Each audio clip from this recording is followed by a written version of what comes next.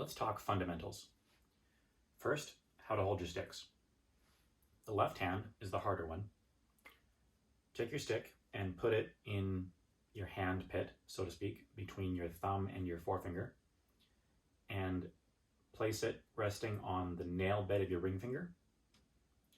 And if you just let it balance there and then curl your upper two fingers around it, it's going to rest in that cradle right here.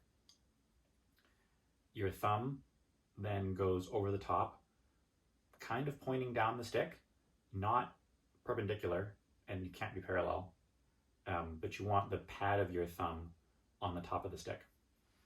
When you're in playing position, your stick is going to rest half on your ring finger and half on your middle finger. But if you were to raise it up straight, you should be able to just let go and balance it on that nail bed pretty easily. When you're in playing position, the angle of the stick and the rest of your arm in here should be roughly 30 or 45 degrees, like not 90. So you're not playing like this. The stick is kind of an extension of your hand, and your fingers of your hand don't curl in. They're fairly straight. Okay.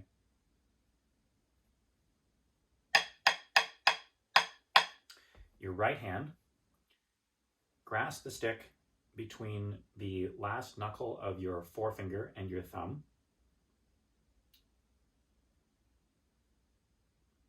And if you let the stick just sit there with that fulcrum, it'll naturally rest against the back meat of your hand.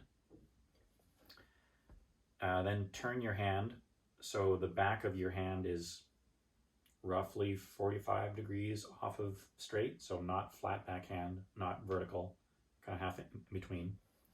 So your thumb should be kind of on top of the stick and your pointer finger knuckle is underneath. Your other three fingers wrap underneath. Whether you have all three or just two on, depends on kind of where you sit like this. I tend to have my pinky finger mostly unused, and it looks like this at rest. So just relaxed. The stick is resting against the meat of my butt of my hand here and suspended between my thumb and forefinger. An awesome way to restore your position is you stand up, put your arms at your sides, and just forget you have sticks. Just relax your hands entirely. Forget they're there. And then if you raise your sticks, you'll pretty much come to where you should be. So sticks in hands, roughly where they should be. Stand, forget you have sticks, relax your hands entirely. Do Zen if you have to, I don't know. Raise your hands up to front of you as if you have a drum on, and there's your playing position.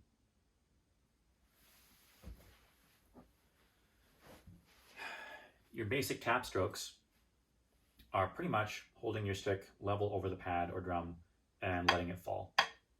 So I've got my left hand here and I'm being pretty relaxed. Just tap, tap, tap. I let it fall and pick it back up when it bounces. You get volume by applying pressure with that thumb.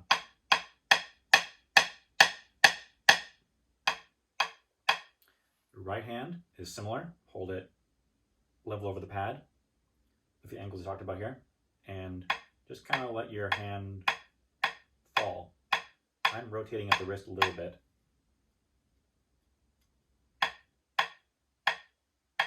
But it's the same principle. You move the stick down, let it bounce, and catch it again after it hits once. So when I come back to rest, again, the stick is resting against the meat of my hand.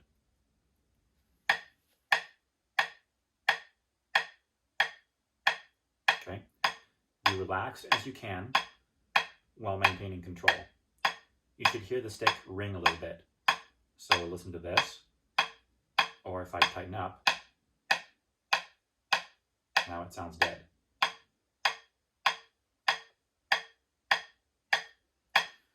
So far we've talked about just single taps. If I let the stick bounce twice and then catch it, that's a double stroke. And I can make that faster by applying pressure with my thumb, constraining it, kind of like bouncing a basketball. Same with the right hand. If I let it bounce twice before picking it up again. Now applying pressure with these fingers back here. That's where the force comes from.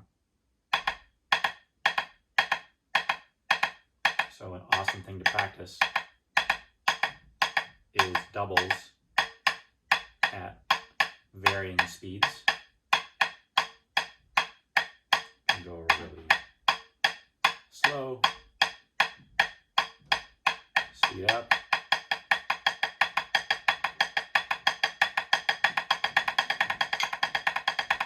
and slow again.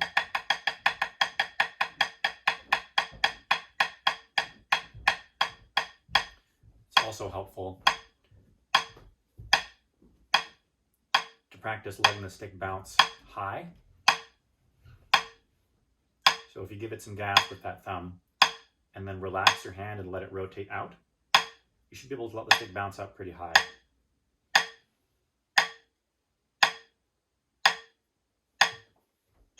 Same with the right. The right, I don't actually have to rotate my hand. Just let it come back between my thumb and forefinger.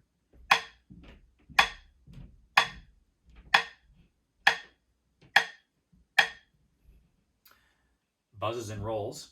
We talked about letting it bounce twice. Now, if you just press until it ends, until it just stops, that's a buzz stroke.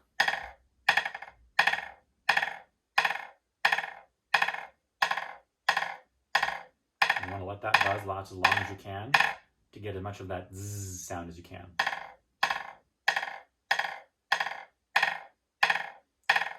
In part, this is achieved by applying more force downwards at the beginning of the buzz and the end. Because if you think of it physically, the first bounce is going to come back up off the pad the hardest. So that's what you have to prevent it from doing. You have to keep it down low. But those later buzzes, those later bounces that are really small, don't have much force. And that's the part of the buzz you want, right? So you have to constrain it early and then back off. If you do a roll, it's buzzes hand to hand.